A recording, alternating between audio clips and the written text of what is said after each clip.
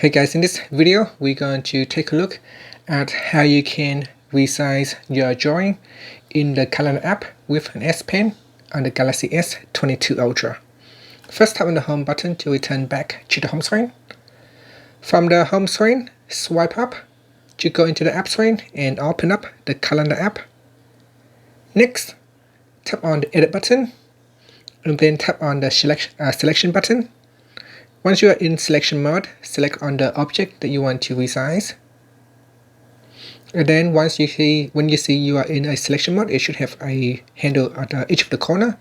Now you can drag on the corner to resize the object. So you can drag it sideways, you can make it taller or shorter. You can drag on one of the corner to resize them vertically. And that's it. And once you're happy, you can also move them around the screen and then tap on the save button. And that is how you can resize drawing in the calendar app with an S Pen on the Galaxy S22 Ultra. Thank you for watching this video. Please subscribe to my channel for more videos.